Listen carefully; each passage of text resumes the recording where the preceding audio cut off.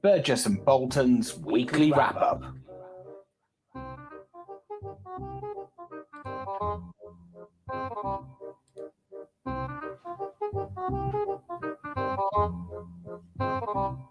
Hello, Ben.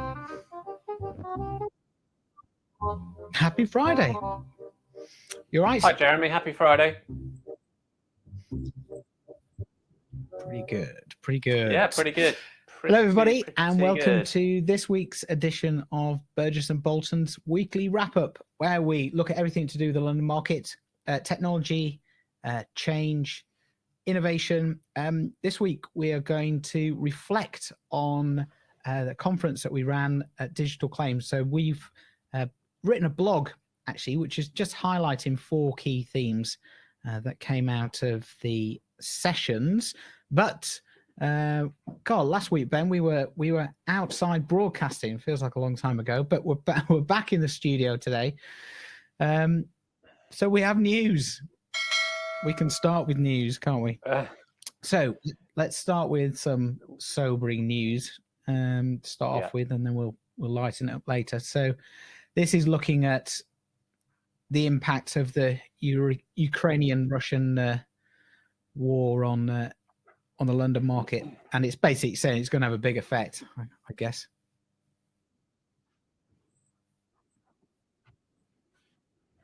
Yeah, it's interesting that the words that they're using here in insurance terms, even in the press, is crisis. So they don't like to use the word war, and that'll become clear as to why. Look,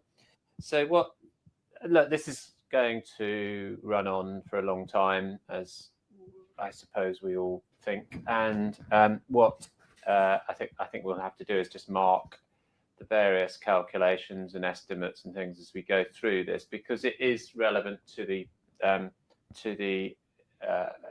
London market in particular, actually, less so the US market, as to the impact on the specialty business and things are going on. So there's, I suppose the bottom line is it's not going to be a huge loss for the industry, but there are uncertainties. It's more like it's a slow drag in various areas, and that's come at a time that isn't probably that great for London. I think they've had a bit of a good run on the market in terms of rates. So some hoping that this will keep rates up, but it's probably not enough from what reading between the lines to keep rates up as much as people might think. So it'll be a sort of slow taper off, I think, back into a soft or neutral market, I suppose, is what is being said. So when you come to the losses, I think the losses are, S&P has put current loss at about 16 billion at the moment, dollars. Because, of course, these are pretty big guesses. Most of that is in aviation, but is also political risk, political violence, and a bit of marine war, which is ships, basically, and that bit of it, the marine war, I think is very clear because it's ships that are in dock that have been damaged or are stranded or whatever. So there's some clarity there. The other end of that, the aviation, potentially very big loss, but lots and lots of complexity and lack of clarity, I suppose, about what that loss could or might be. And that's partly because some of the planes are still flying, apparently. There's questions over whether they've been confiscated or not, and that's another thing. Then you're looking into the wordings. What does it say in the wordings? Yada, yada. So it goes on and on and on. Hiscox has... So some are coming out, some carriers are coming out, as you'd expect. So we've reserved some losses. So Hiscox was hit quite hard on its share price yesterday, at 8.5% down, saying it has a 40 million exposure on political violence, political risk stuff. So it's quite big, because that's obviously not necessarily, they're saying it's not necessarily being reinsured. Yeah. Or that's the proportion that they're left with. The good phrase actually in this article, but at the Insider in full article, is there's a general sense of gritted teeth, which I think is a nice way of putting it, really, which is people aren't sure, but it's not going to be that good overall. Prices are rising in certain areas. So PV often apparently is put on these. The issue really is these reinsurance treaty policies, which are composite policies with all sorts of odds and sods in there, I think. And PV is one of them, and you don't pay much for it. It's just an add-on to the policy. But these are now obviously causing some pretty big claims potentially, and so the rates on that I think have doubled in the last month or so.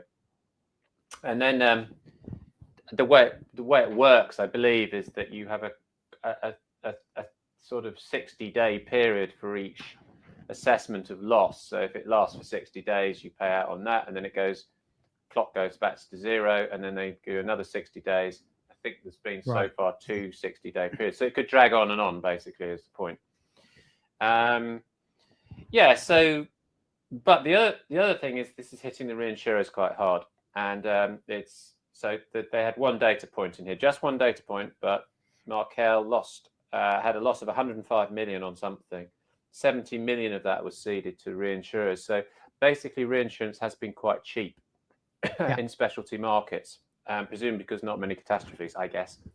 So that'll be changing now. So really the reinsurers are pretty nervous about this, and Swiss Re has just booked a 283 million loss for this quarter, although they do say that that's a big proportion of the loss that they expect. So they're being cautious, I think, and conservative. But it's falling heavily on London, I think, and at a time when, which we will be talking about in a second, the modernisation programmes, cost, etc., there's going to be a lot of claims, and so there's going to be a lower profitability, I think.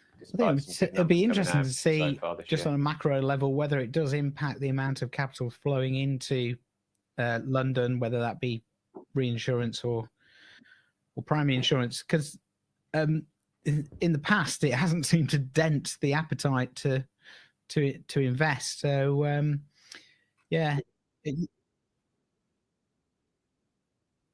no, I think you're right. I don't think it'll necessarily hit the capital because it's not a capital, it's not a balance sheet moment. That's what is also being said. I think what it is doing is it's causing reinsurance to change and be restructured quite significantly. There's a piece in here about Chubb changing, which I didn't bother to go into detail about, but clearly they've just changed the structure of their reinsurance, which is pretty major.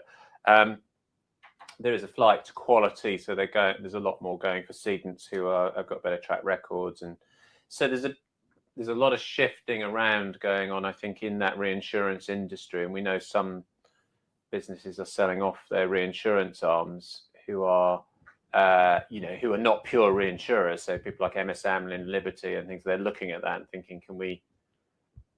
I'm not saying Liberty's looking at it. I'm just saying that some are looking at that now because they're getting hit quite hard on that reinsurance side, whereas actually that's been a very profitable part of their business for quite a few years. So I think I look at it like it's this, this thing that's pulling everything in, almost a bit of a black hole. It's pulling all these different things in, including the changing world economy. And that inevitably will be a hit on the reinsurance side of things, because it's about uncertainty, really, and it's essentially a very big risk, multivariate risk in the middle of it all. Let's move on. Where are we going next? We are going to Aon and PayPal. So this is actually quite an interesting story on a number of levels, because it actually opens up more questions than it answers any. But give us a flavour of what this one's about. Yeah. Okay, so the headline's good, isn't it? Aon and PayPal, amazing. This is it. This is the disruptive technology. And there's a lot of these. We talked about them. There's things, Chubb and Revolut and a few others all coming through with these big names being associated all the time. Insurers seem to love to leap on the brand name in this current period. Whether that's a good or a bad idea, I don't know. And before I just go into the Aon story here, it's very interesting that actually a very big split that hasn't received a lot of publicity and probably wouldn't because it's not a very exciting story is that eBay has basically split from PayPal. Now, PayPal was the main payment method for eBay, which is huge. And the reason for that, as I understand it, is that PayPal was taking too big a cut of the profits, and eBay wants to therefore take control of the payments element of its business. And so just at that level alone, it raises questions about what these relationships are with big tech and big insurance, because the big tech are very, very profitable businesses for a reason, which is they're very low cost and they've got massive, massive kind of distribution, as it were, or footprint. Aon arguably has also got massive distribution and quite a big footprint, but this is through their. So this is a deal which is done on PayPal, so it's like an aggregator. Their product, which is called, escapes me for the moment, Yep. what's it called? Their Cover Wallet program, which they bought last year, which is a digital kind of aggregator of B2B business, commercial, small commercial insurance policies. So basically, I had a look at PayPal this morning. You can't get it yet. You can buy crypto on PayPal, but you can't get this insurance policy yet. So I'm certainly not here. Oh no, right. I know why, because it's not available here because it's only a US product. That's. I just worked that out. Should have worked that out before we got on the show. But anyway, it's fine. I'm vulnerable on some things, Jeremy, and that's one of them. So that is available. So what basically you do, you go to your PayPal account or your app, and then you can just, you and I could just go and buy business insurance, and you can buy all sorts of business insurance from PI. So what questions would I have as a business? Yep. Well, I'd say, who's going to pay the claims? Who am I insuring with? Should it be as simple as that to buy business insurance? Well, I'm all for streamlining and simplification, but is this a step too far, too soon? I might go to something like a Simply Business, which is a quasi-digital offering with all sorts of things which you can buy online or with advice, depending on what you want. But straight through PayPal to Aon's product and then to a carrier, I'd be asking questions about claims. Would I need some advice on some of this, like cyber policies or PI policies? I kind of feel a bit too also commoditized. The thrust of this article and press release is really that you can buy the products online in minutes, as it says there, and you kind of go, well, as a business owner, is that a problem? Yeah, I mean, I know we do spend a lot of time, but we don't want to do it in minutes. That's not the sort of solution. Also, it is interesting. No. Yeah. Less than weeks would be good. It's slow. It is slow. Things like PMI, they have to go to the underwriters and get all that stuff, and then get lots of information from you. But presumably, you are kind of credit approved. So I think what's interesting about it, when you start thinking about it, is PayPal just seems like quite an old company. You know, its business model. You know, it's just it's almost as you say, it's transactional. Whereas you mentioned there Revolut and Chubb, and I'm going to talk a bit more about open insurance later. But if you look at that kind of partnership where customers are handing over their data to Revolut, and then they're being presented products and financial services that are relevant to them, you kind of think, well, you know, which of those two partnerships would I like to be involved in and seems more exciting? Certainly, you know, the way the world's going, I would say the Revolut, you know, personalized service model seems better. And I think that's it. I've said it 3 times now, service. Where is and you said claims, where is the service in all this, in this partnership? Well, it says here that customers can also obtain personalized advice and guidance from Aon's licensed insurance advisors, but it's like that's putting it the wrong way around. Don't you get the advice first, or what this is saying is you go to this and then you say, oh, I'd like to buy this. Oh, actually, I may need a bit of advice on that. So I call somebody up. Well, I wonder how clear that is in there. And the other thing that's a bit odd here is it's an initiative to help millions of PayPal small business customers. Well, there aren't millions of small businesses in America. I mean, maybe there are a couple of million, but I don't know that there are that many small businesses. Maybe they're talking about individuals. It seems this is all kind of a little bit mixed up to me in terms of its specificity, if I can say that on a Friday, which is you and I would want to know what precisely is this? What is it? I know it's a press release, but still, it's going to go through PayPal pretty quickly, and yeah, I would want to know exactly how this worked a bit more. I think before handing over my money. Some of it, I mean, simple liability policies. Yeah, you might just go, why not? If it's cheaper, it's pretty standard. Yeah. It is an old company, but it's got a strong brand. It's got protection built in and things like that. So you imagine that the PayPal brand underpins this to some extent, but does it? Does it when it comes to the claim? What if I say I bought this through PayPal and an insurer says I'm not paying and I dispute it? Who am I disputing with? Well, I'm probably disputing with the insurer, I imagine, but I could then say, well, PayPal encourage this. Interesting tie up there. Good headline.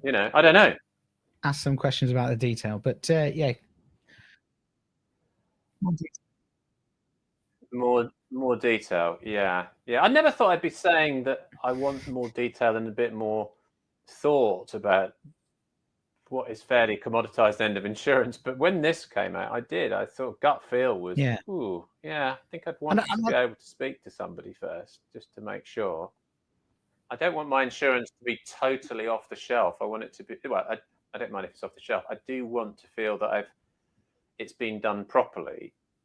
Definitely. And I think the last thing to say about this is kind of, it comes back to trust, doesn't it? Do you trust that these policies are going to work? And I think that's been dented over the last couple of years with various things. BI thing springs to mind. So. This is kind of a technology play and a payments play, because PayPal is a technology payments company. It's simply a mechanic, isn't it, in a way, with a big name on it. It doesn't seem to me it creates that little bit of extra trust, as you say, or that little bit of extra value in the products I'm buying. In other words, are these, presumably Aon will say we've curated and checked and agreed which carriers will do which policies. It's one step further on as well in the chain, isn't it? There's another step, another link in the chain. So we've had Aon recommending a broker, maybe through an MGA or something, who knows, or an agent. That's already complicated. But now we've got PayPal as well. But actually, fundamentally, under all of this, nothing's really changed. PayPal's just another front for funneling business through the Aon network. And which I don't have a problem with, but I don't want more links in the chain, really. Yeah, I don't think we need more links in the chain because everybody's taking their cut. Good. Right, that was a good chat about that. Let's move it on. So this was an interesting announcement that we both spotted. Next gen delivery plan to be reassessed. I never thought that when they said next generation PPL, I didn't realize that was the timeline they were working to, 20 to 25 years. But yeah, it was the whole thing's just, I don't know. I don't really know what to say about it anymore. It's it's just, I'll tell you what I'm going to say. I'm going to say that this is deeply frustrating because we said this would probably happen, and we hoped it wouldn't, but we said it would probably happen because we did. You and I said on this show it's a very tight deadline. How they're going to achieve that, and in this press release, which is very sparse, I have to say. They say, well, we thought we wouldn't achieve it, and we haven't, so we've changed it. Well, okay, fine. In a world where that doesn't happen very often, you get a couple of chances to do that. But the world we're talking about, where nearly every technology initiative in the last 25 years has failed miserably, where they've all missed deadlines, where the modernization program is constantly missing deadlines, what I think is happening is they're just normalizing delay and failure. You know, it's becoming, look, oh, don't worry about it. What was the discussion before this press release? Oh, don't worry about it. Let's just put out the usual, grab the old press release we had last year, which says, and then just jumble the words up a bit more, and we'll have delivery plan. That'll be all right. Yeah, reassess. That's a good word, because that's not really saying anything very much. And then next gen, because that's kind of looks cool, sounds cool, doesn't it? Next gen, and it's indicating that, as you say, it's 20 years away now. but yeah, but on there are questions, obviously, of cost here. What's this costing? A delay costs a lot of money in these things. Secondly, what is being delivered? Because they keep saying, oh, we've done all these presentations, everybody absolutely loves this new next gen thing. Well, what are they showing? I don't know what they're showing. I might go and look, but I don't know if I'm allowed to. The crucial point they made in the thing is we've got to do this quickly, because when the DXC thing happened, they said we realised we've got to do it quickly, but only a few months later, almost in the blink of an eye, we're delaying again. But it's going really well. It's going really well. That's the point. It's going really well. People are very excited for this, as young people say. Yeah. This was the post that I saw on LinkedIn, which I've just snipped. This is the entire post. It's four lines. It's become clear that all the elements of the new platform will not be ready in time for September, so the board is engaging with its subcommittees to understand their priorities. Okie doke. What I found quite funny was then there was a couple of comments. We both kind of went, so Sven said, is Ibex still involved? And then Mark Griffiths from Ibex put a little pokey remark in there. No, we're not involved at all. Nothing to do with us. You need to speak to Deloitte.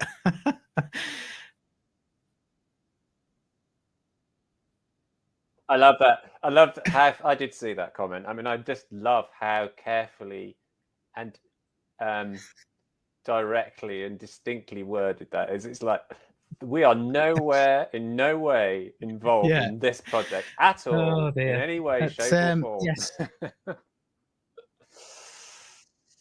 Nice one, Mark. I bet Mark went over that a few times. Do you think that everybody will be absolutely certain, 100% clear when I write this? So that's that news. PPL delayed. There we are. It's not even news. Just that's not even news. Could do. It's like having a news item could do that every on week. The local news that said a train was delayed today.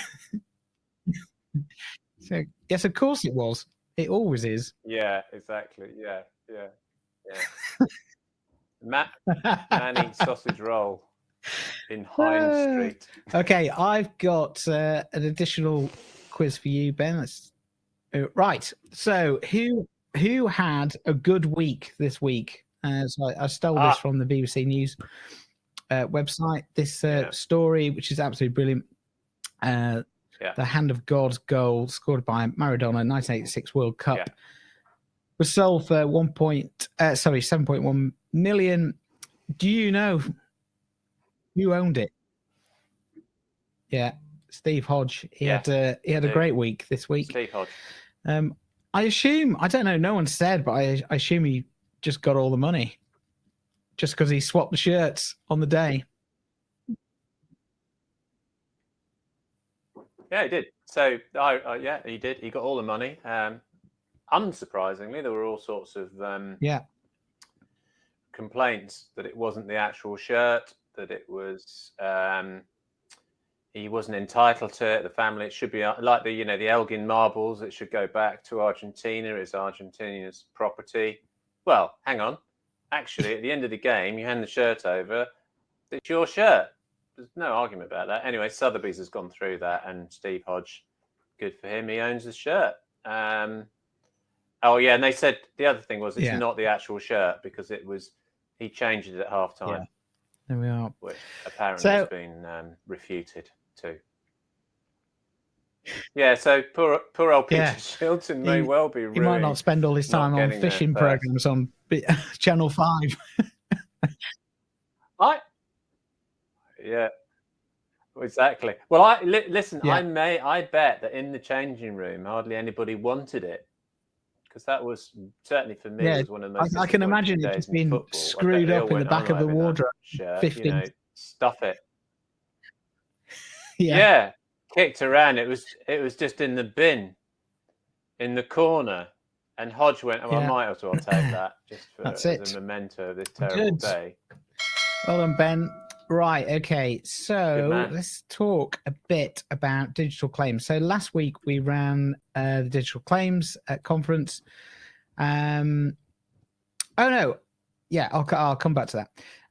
So we ran last Thursday, so digital claims, and it was a great event. Lots of people turned up, lots of discussions, really good talks, and we've written a blog that we're just going to give a summary of kind of 4 key takeaways from the event, and we did preview some of these, but they've come to fruition, so I'll whiz through them and we can have a chat. So the first one was this shift to customer centricity. So if you remember, a couple of weeks ago I talked about the pre-event survey and I put together this word chart, and we looked into this, and actually a lot of these words were coming out with things like customer experience, the journey, and I was saying if this was done a couple of years ago, it would have all been around achieving efficiency, cost cutting, how do we reduce the cost of claims and things like that. So that certainly came through in the conference, and I think what also came through, interestingly, that there is no longer this kind of trade-off between efficiency and good customer service. If you have good customer service, you'll also have efficient processes because you'll reduce the amount of time that customers are coming back to you. John Seddon calls it reducing demand, failure demand, I think it is. So people ringing up to find out what state their claim is in because they haven't had the right communications and things like that. So it was really interesting just to... And it's very positive then. The conversation becomes very positive because you're crystal clear that what you're trying to do is improve that customer experience or customer journey. And there was lots of ideas about how you can use technology to do that. But also I'm going to come on to kind of how you improve not only the customer experience, but the user experience as well. It's such an important point, and I think it is a really, really good point to make about a shift if it's really happening, which is that I think there has always been this either or situation, which is that it's either customer service or it's cost. It's not really a blend. And then we've had a period of, well, it's a kind of blend and sweet spot and things like that. I've always believed, actually, that in the end, if you deliver, as you just said, if you deliver good customer service, you will do better because obviously it's obvious people will stay with you. It's been measured in every industry. People will stay. That's lower cost. The old Boston Consulting Group, it costs far less to retain a customer. The industry's never really got its head around that one than it is to get a new one. And generally speaking, that is exactly what we see in research, which is that because the industry is not set up for the customer, when things go wrong or there's a problem like the pandemic, they are besieged by brokers, customers ringing them up, and they can't cope. And therefore, we're in the place we are now, which is the industry is seen as having a very, very significant service problem. Good. So that was the first takeaway. Yeah, so second one, the robots won't replace us. So it was interesting. There was a lot of talk about automation and the role of automation and the opportunity of automation to deliver that customer experience, that customer journey we've just been talking about. I think what was interesting was that no one was talking about straight through processing of claims. They were talking about enhancing the user experience, the claims handler, the call operator, to be able to have the information, to be able to call it up quickly, to use automation to, drag in information from other places, perhaps internally within their business, to help that customer.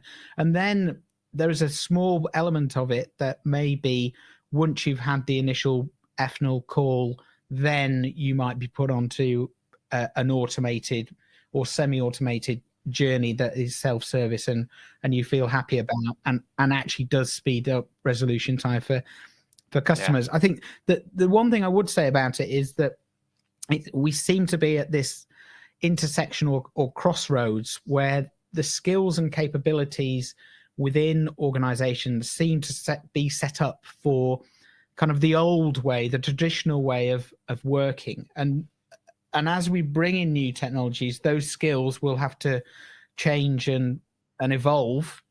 And that's a difficult change process, because you don't just stop doing one thing. It is this kind of process. It's kind of murky area where you've got some manual processes, some automated, they're layered and stacked. And as we move towards a more digital environment for those users, I think that it's going to be difficult for organizations to do that smoothly. But I think the winners will be able to change, manage, and bring in the right skills and capabilities to leverage the things, or the positive things that automation can bring in the claims environment.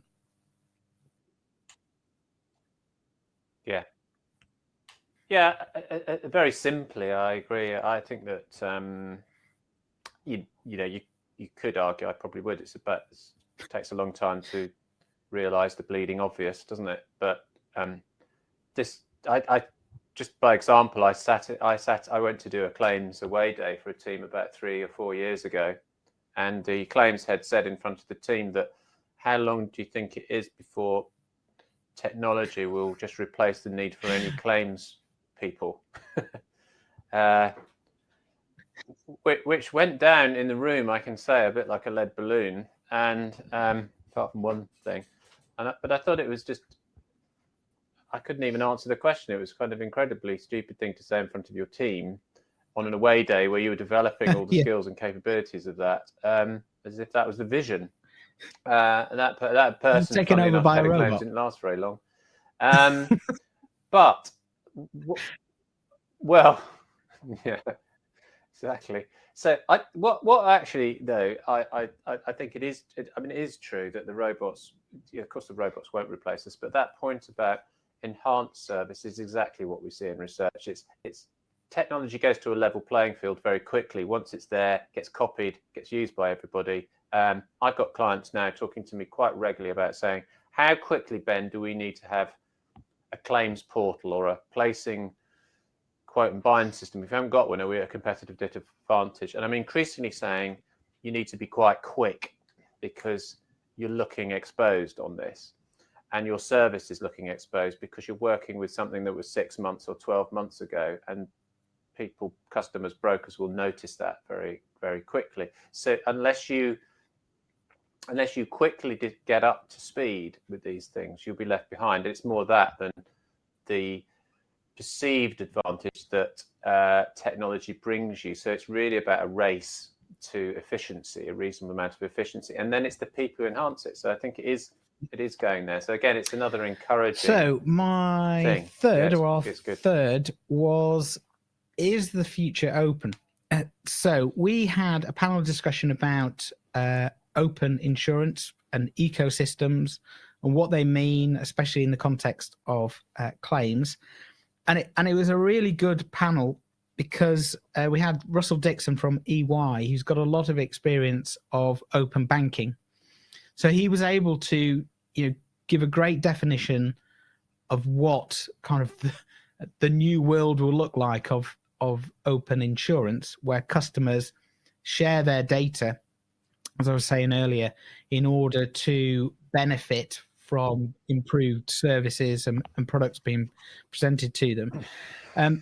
It's basically, if I sum it up, open banking was forced upon the banks by the regulators around about sort of 5 years ago, and we're starting to now see the impact of that coming through with things like Revolut.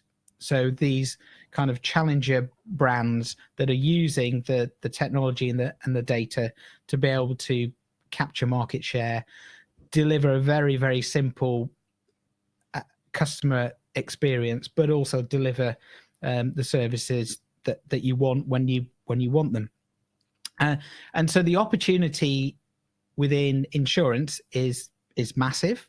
It's huge. It's going to be interesting to see how it develops, whether the regulator steps in as it did with banking and forces organizations to open up their APIs to customer data, just because I tell them to, or whether they'll be on the front foot and just go, actually, it's in all our interest to make this happen because the pie will get bigger if we all play the game. So it was a really interesting discussion. Lots of dilemmas in there, not just the operational and technology dilemmas, but there are moral and ethical things to think about as well. And it really does challenge kind of the fundamental pooling of risk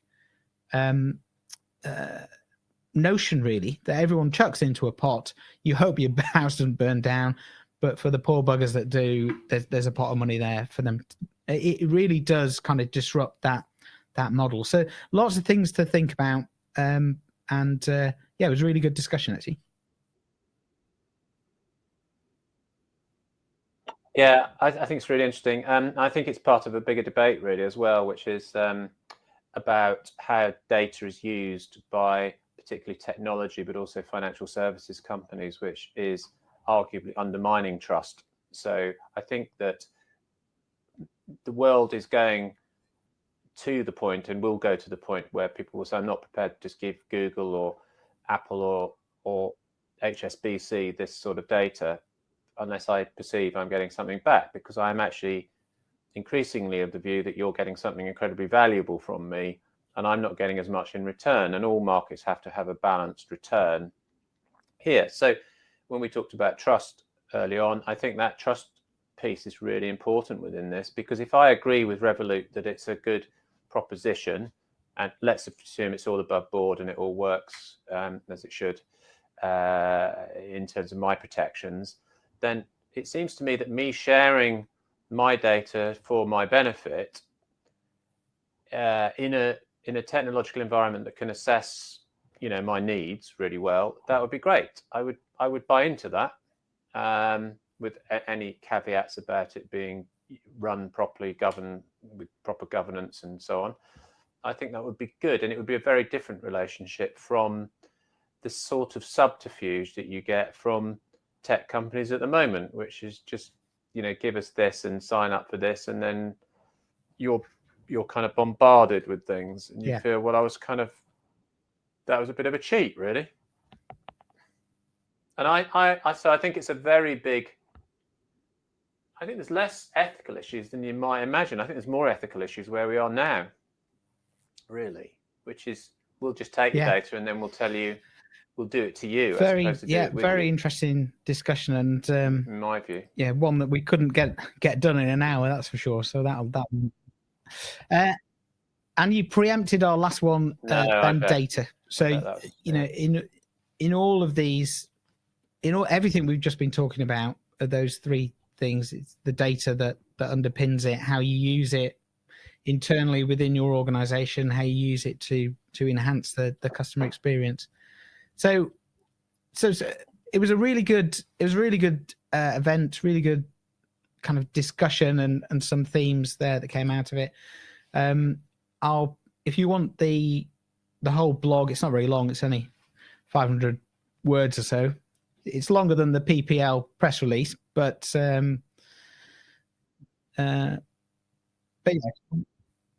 Yeah, Yeah. you'll find it on our website. So that's Most things are. that's good. Excellent. So just Yeah, a quick Good that. Good. shout Good stuff. out to everyone who's liked and commented our post about TinTech that went out yesterday. We had, I think, 80 likes and 70 comments, something like that. So just everyone getting involved. Thanks ever so much. Give us some nice coverage, and hopefully that'll be a great event in June. And I'm sure we'll be previewing that as we get a bit closer as well. But just a quick thanks for everyone who's taken part in social media for that one. Okay, right, what are you doing this weekend, Ben?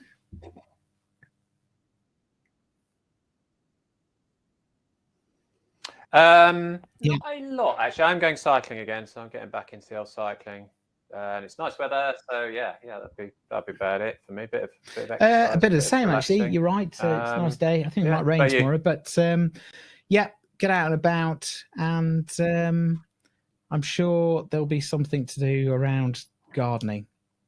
So yeah, brilliant. I know. Ooh. Gardening. No, I don't. I like You gardens. like gardening. And I like visiting gardens. And I like National Trust gardens, but I don't want to pull the weeds out. Yeah. You don't like making them. But anyway, it is what we have to do. No. There we are. No. Very good. Right. Thanks everyone for tuning in. We shall see you same time next week, and have a good weekend.